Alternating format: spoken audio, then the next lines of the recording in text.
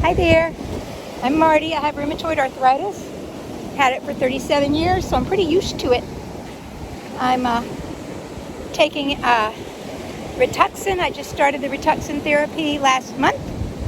I do not feel an improvement from the Rituxan yet, but they said it could take 8 to 16 weeks. So I'm looking forward to the wonderful aha moment when I know it's working. I don't feel a lot of pain right now. I'm on prednisone. I have been since mid-December. So just 10 milligrams a day, but it's enough to keep things under control and enough to make me ravenously hungry. I'm at the beach right now. It's gorgeous. Look at that. Ooh, it's a pretty day. And where'd that big ship go that was out there? Boy, it left quick. Yep, it's a beautiful day. So, just taking my walk on the beach today to get some steps in. We had to come down to the beach for an errand for someone. Did a favor. And so let's go take a walk. So here we are, walking on the beach. Got my husband. We've been married 42 and a half years. So he introduces me as his first wife and his only wife. So we've been pretty lucky in love. We're nice to each other and don't break the rules, and everything is hunky-dory. We're happy. He's been taking care of me. I wanted to kind of touch on that. When I first went to my rheumatologist, I don't think I mentioned it when I talked about my doctor. I call Dr. Sheldon because I think he's on the spectrum a little bit, kind of like Sheldon from The Big Bang Theory.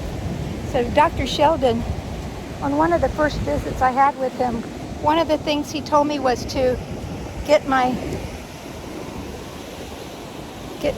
stuff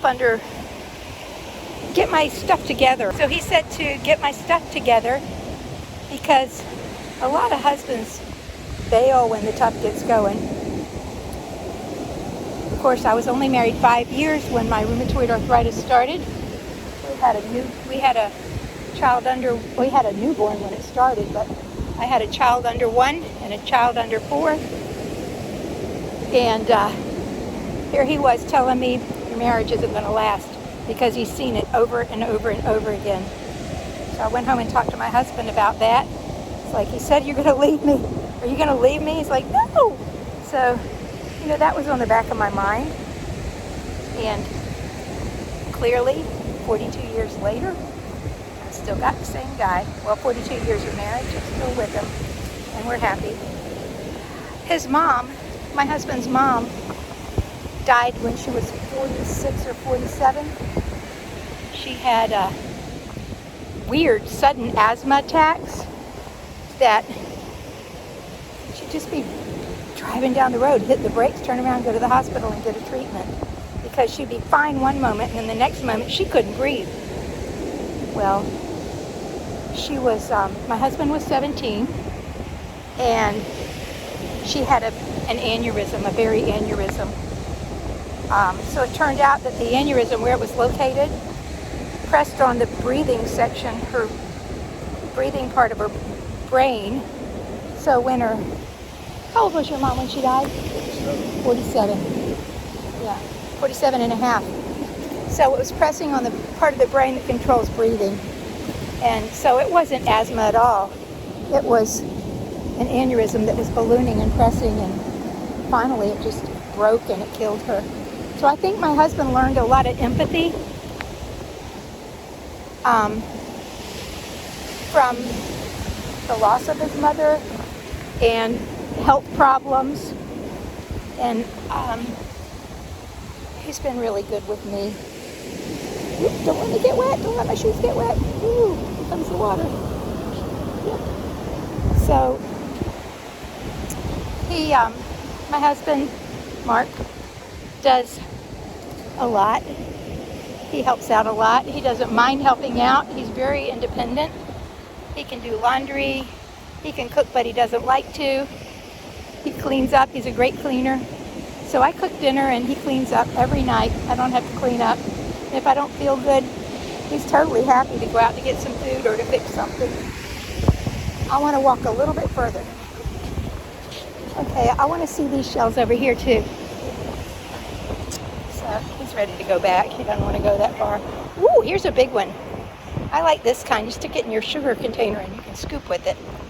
Except for, does it have a hole? No, not too bad. Look, it's a good one. Clean it up, put it in the dishwasher, and then you can put it in your sugar or flour container. And those are nice. I'll hang on to that because I broke my last one. It hit the floor. If you see another big shell like that, I'd love it. So I'm looking for shark's teeth because that's what I do. And I don't see any. I'm wearing the wrong kind of glasses to find shark's teeth. I need my clear glasses. Although these are prescription glasses because I just can't see without glasses.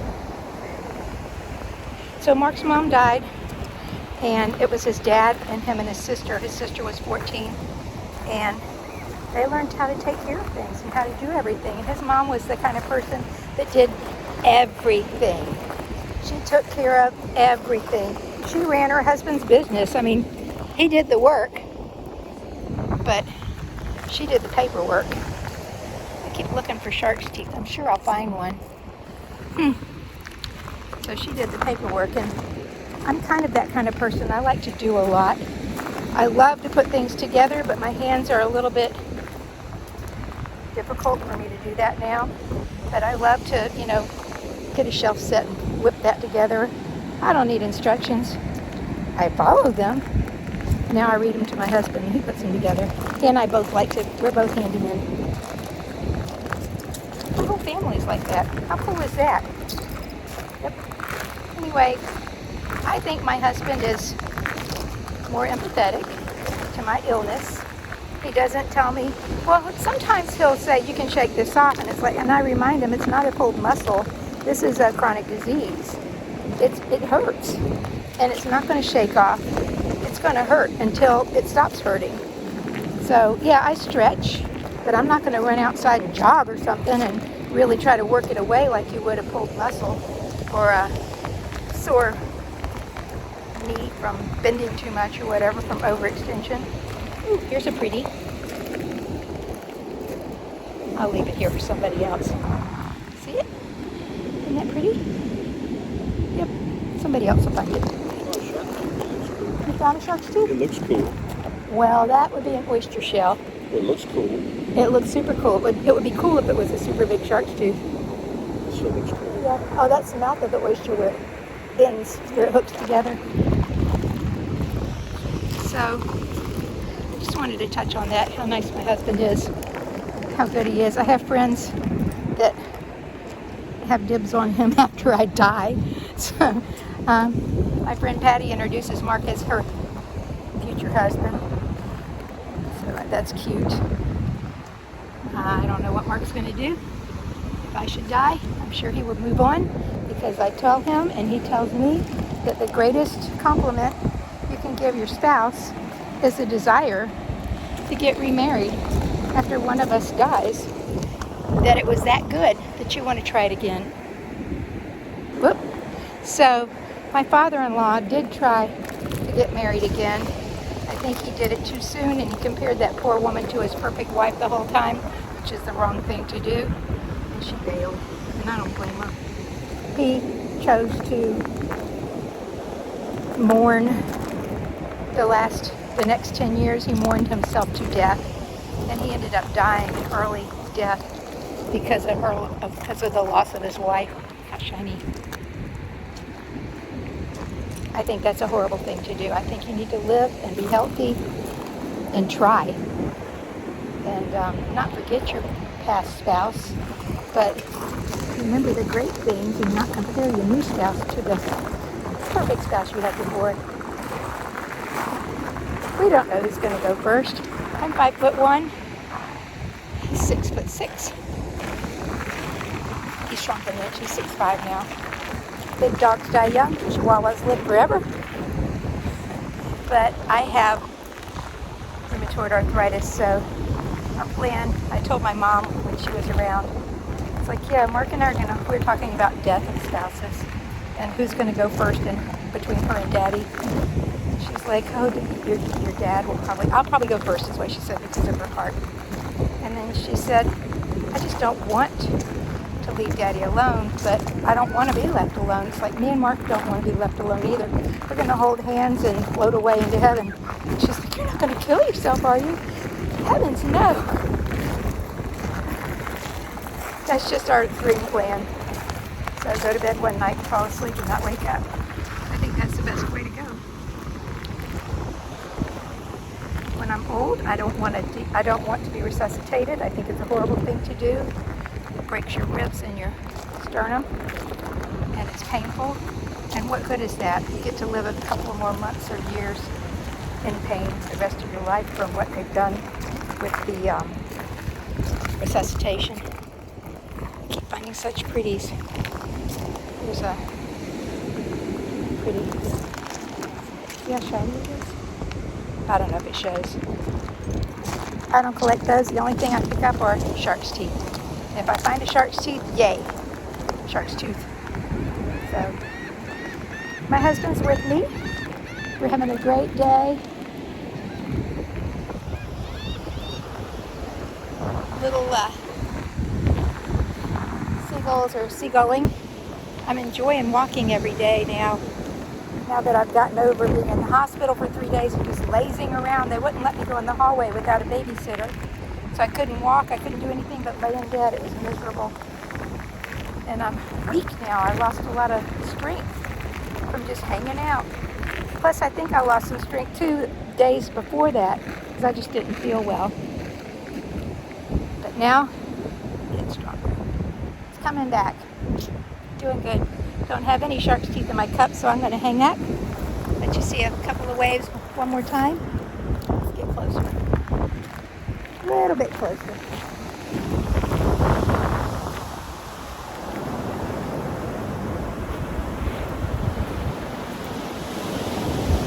They're noisy.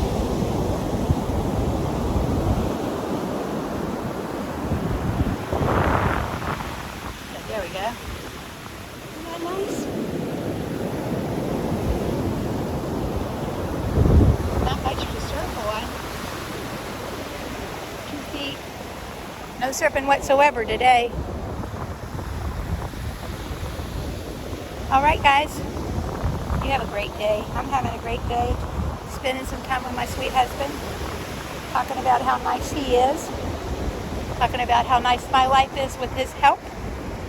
I feel for those of you that are single with rheumatoid arthritis. I don't know how you do it.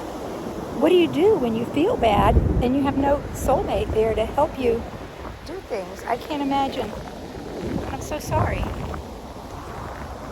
Then again, I love being married, so I'm going to stay married to this nice guy. If he wasn't nice, I would bail because we don't have that many years left. I'm 67. What have I got? 20, maybe 25 years left? I want them to be the best years. And so far, so good. I've had good 42 years, great 42 years. Everything's been perfect. We've never talked about divorce. We've never done anything that would cause us to think about divorce. We're both good eggs. All right, guys. I'm walking. I'm not limping. Enjoying the wonderful cool air. Cool for Florida, at least. And I'm making the best of my day. I hope you're making the best of your day, too. So don't let your disability define who you are. And share a smile with somebody today. Bye-bye.